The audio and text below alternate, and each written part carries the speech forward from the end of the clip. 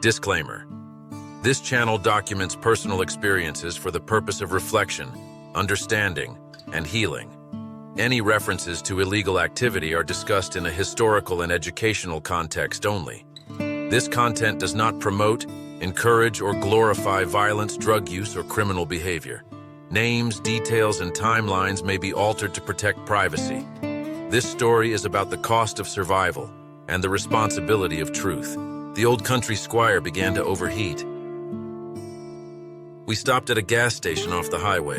The guy there had a black and white TV just like ours. It looked like an astronaut's helmet, but it had this magical screen you could place in front of it, and suddenly the images were in color. New technology. Coolest thing on the planet. I could see it in my head. TVs everywhere with that screen glued to the tube. Philo Farnsworth would have been proud. It was the first time I saw Gilligan's red shirt, Lucy's red hair. Next to the TV was a candy display case and with candy cigarettes. "Dad, can I get the Winston lights like the ones you smoke?" They made me feel cool. They were my favorite. I wanted to smoke just like my dad when I was at least 12. I had tried smoking already with my friend Juan months earlier, in a garage while he tried to work up the nerve to kiss Nora, a neighborhood girl. We wanted to be cool like the Lords of Flatbush. That movie had just been released, about some gang that wore black leather jackets. The first time I saw the Fonz, Henry Winkler, and Sylvester Stallone in a movie. I-10 was lined with cemeteries. I watched my mother's eyes fill with tears as we passed each one. Every graveyard must have reminded her she was leaving her son behind. She was emotionally distant for years after Juan's death. She was never the same. I never got a hug or a kiss from her again. She would hold my brother and sister, but not me. I didn't feel her arms around me until I was in my 30s. It always felt like I was to blame for Juan's death, like maybe I made him sick. Years went by before I felt the warmth of my mother's embrace. I-95 is just a few miles away, Dad said. We all got excited. We were almost there. Finally, we were going to see family we didn't even know, going to Colombia. I had been there only once, in 1967. We went so Mom could say goodbye to her father, who was on his deathbed.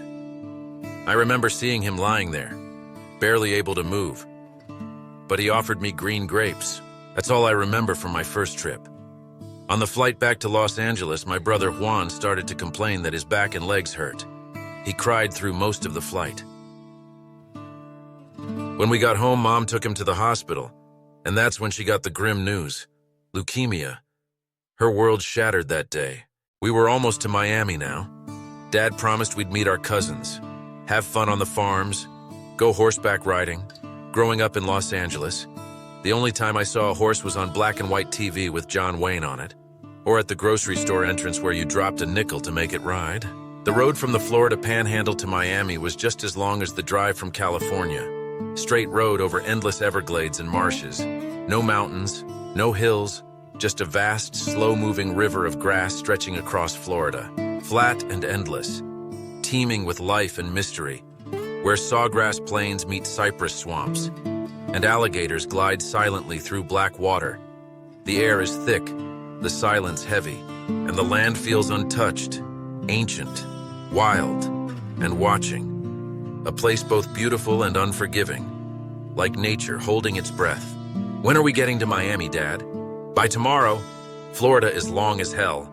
If any part of this story touches you, then stay for the next episode. If you want to follow the trail, and maybe one day solve the puzzle I left behind, like and subscribe to this channel.